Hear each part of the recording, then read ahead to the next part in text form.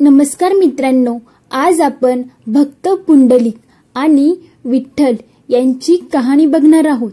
तर मित्रांनो, भीमा म्हणजेच चंद्रभागा नदीच्या किनाऱ्यावर वसलेले पंढरपूर याला वारकऱ्यांचे तीर्थक्षेत्र या स्वरूपामध्ये ओळखले जाते। 8 प्रवेशद्वार असलेल्या या मंदिरामध्ये आषाढ महिन्यातील एकादशीला विठ्ठल भक्तांची गर्दी होते।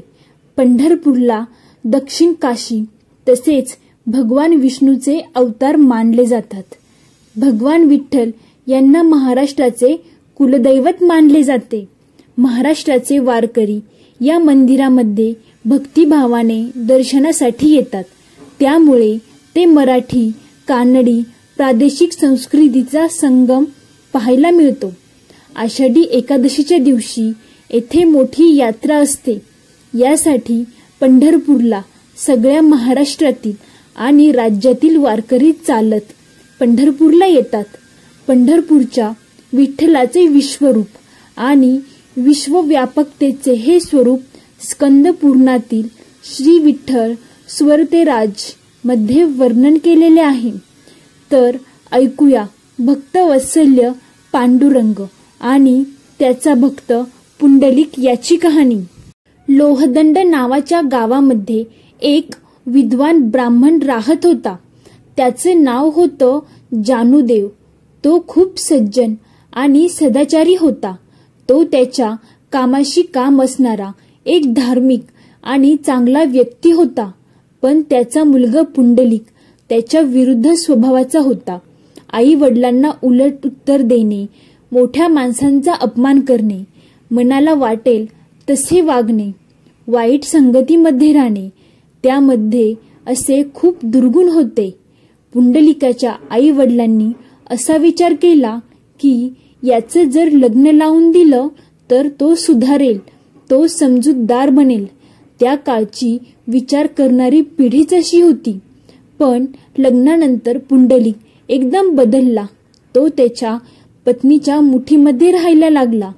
त्याला त्याचे आई वडील ओझे वाटू लागले। पुंडलिकाला त्याच्या सुखापुढे कोणाचीही चिंता होत नव्हती।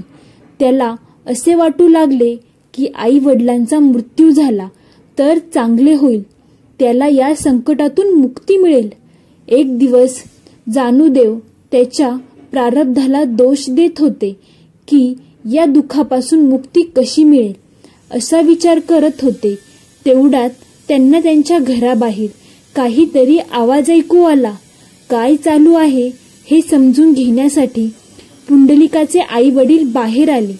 त्यांनी पाहिले तर काशी यात्रेला निघालेले भक्त त्या गावात राहण्यासाठी आले होते। त्या भक्तांमध्ये काही वयोवृद्ध लोक होते, काही तरुण लोक होते। ते तरुण लोक त्यांच्या म्हाताऱ्या आई वडिलांची सेवा करत होते।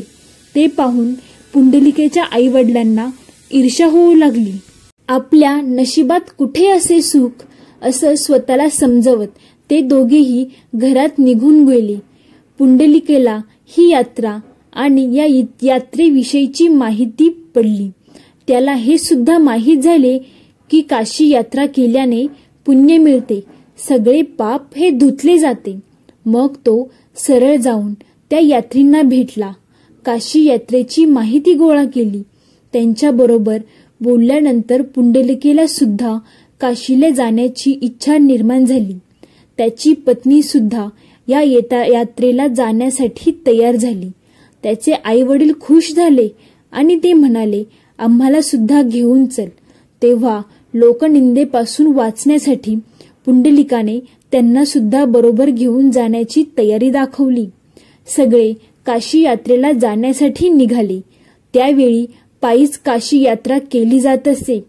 म्हातारे आई वडील किती दूरपर्यंत चालतील, पुंडलिकाची पत्नी सुद्धा थकली।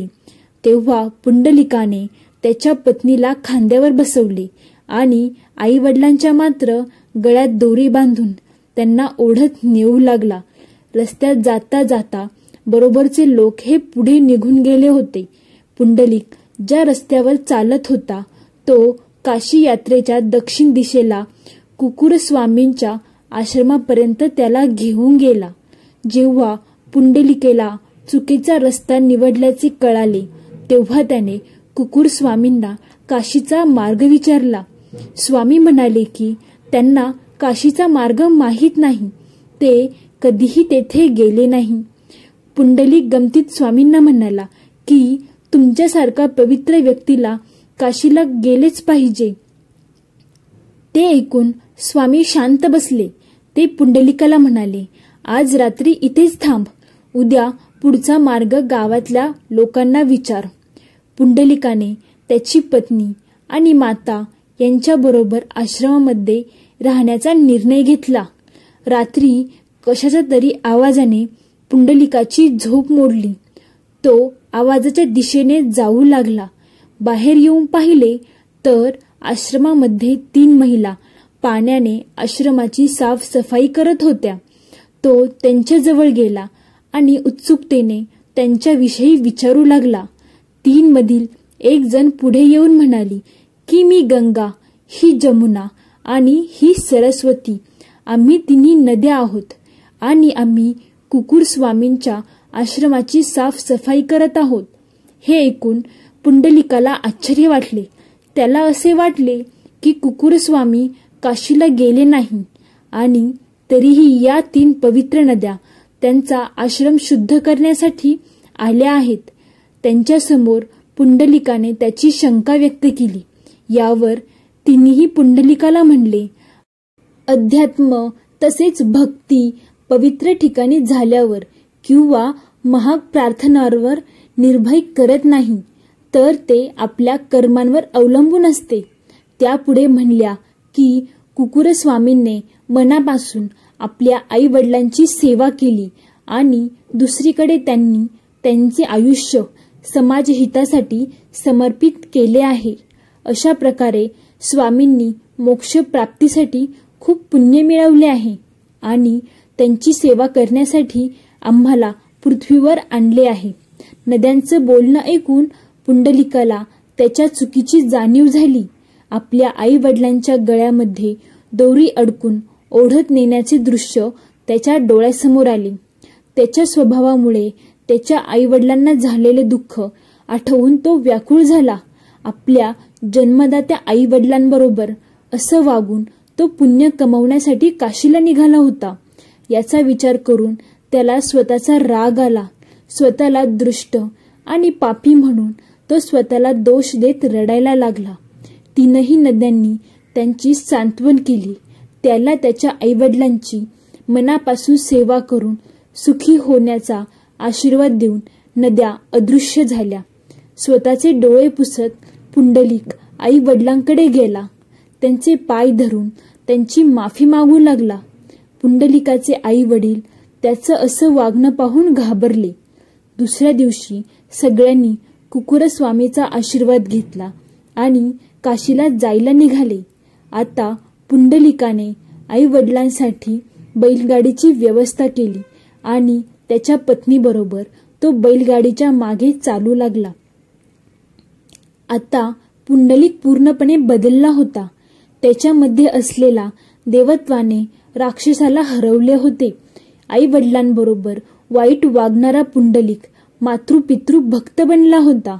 त्यानंतर पुंडलिक आई वडिलांबरोबर काशी यात्रा करून पंढरपूरला आला. आता तो त्याच्या आई वडिलांची नियमित सेवा करू लागला. आई वडिलांची सेवाच त्याच्यासाठी देवाची भक्ती होती. भगवान विष्णू पुंडलिकेच्या या भक्तीने प्रसन्न झाले. त्याचा सेवाभाव आणि सेवावृत्ती पाहून त्याची परीक्षा घेण्यासाठी आणि त्याला आशीर्वाद देऊन त्याचे कल्याण करण्याच्या हेतूने भगवान विष्णू पंढरपूरला पोहोचले. ते सरळ येऊन पुंडलिकेच्या दारावर उभे राहिले. भगवान विष्णू म्हणाले, हे पुंडलिक, उठ आणि माझ्याजवळ ये. मला तुझ्या घरी येऊ दे. मी तुझ्या खऱ्या भक्तीने खूप प्रसन्न झालो आहे. पुंडलिक त्याच्या आई वडिलांच्या सेवेमध्ये मग्न होता. साक्षात परब्रह्म पांडुरंग पुंडलिकेच्या दाराबाहेर वाट पाहत होते. पण तरीही पुंडलिक त्याच्या स्वागतासाठी उठला नाही. आई वडिलांची सेवा करणं कसं सोडू असा विचार करून त्याने बसूनच हसून भगवान विष्णू यांना हात जोडले. पुंडलिक समोर धर्मसंकट उभे होते. त्याला आईवडिलांची सेवेचे व्रत तोडायचे नव्हते आणि तो भगवान विष्णू यांच्या स्वागताच्या धर्माचे पालन सुद्धा करू शकत नव्हता. तेव्हा त्याला त्याच्या शेजारी पडलेली एक वीट दिसली. पुंडलिकाने ती वीट बाहेर फेकली. आई वडिलांची सेवा होईपर्यंत भगवान विष्णू यांना त्या विटेवर उभे राहण्याची प्रार्थना केली. पुंडलिकेचा सेवाभाव आणि त्याची निष्ठा पाहून भगवान विष्णू प्रसन्न झाले आणि तेथेच त्या विटेवर उभे राहिले. काही वेळानंतर त्याचे आई वडील झोपलेले पाहून पुंडलिक बाहेर आला. देवाला मनापासून हात जोडून त्यांची क्षमा मागितली. तेव्हा भगवान विष्णू म्हणाले, पुंडलिक, तू माझा खरा भक्त आहेस. तुझा समर्पण भाव आणि भक्तीने तुझ्यावर मी प्रसन्न झालो आहे. मी तुझी परीक्षा घेण्यासाठी इथे आलो आहे आणि तू त्या परीक्षेमध्ये उत्तीर्ण देखील झाला आहे. तुला जे पाहिजे ते वरदान माग. भगवान विष्णू यांचे बोलणे ऐकून पुंडलिकेच्या डोळ्यातून अश्रू वाहू लागले. तो भगवान विष्णू यांना म्हणाला, भगवंत, मला माझ्यासाठी काहीही नको. मला फक्त तुम्ही पाहिजे. आता तुम्ही जसे उभे आहात तसेच तुमच्या भक्तांसाठी नेहमीसाठी इथेच उभे राहा. त्यांना नेहमीच तुमचे दर्शन होईल. भगवान विष्णू म्हणाले, तथास्तु. आणि तेव्हापासून 28 युगांपासून आपल्या भक्तांसाठी कमरेवर हात ठेवून पांडुरंग विटेवर उभा आहे. पुंडलिकमुळे सगळ्या भक्तांना हे अमृत मिळाले आहे. धन्य आहे तो पुंडलिक आणि त्याची मातृपितृभक्ती. पंढरपूरमध्ये वर्षभर महाराष्ट्र आणि आसपासच्या राज्यातून असंख्य भक्त विठ्ठलाचे दर्शन घेण्यासाठी येतात. आषाढ आणि कार्तिक महिन्यामध्ये वेगवेगळ्या ठिकाणीपासून हे भक्त पालखीने वारकरी म्हणूनच्या स्वरूपात निघून वाखरी येथे येतात.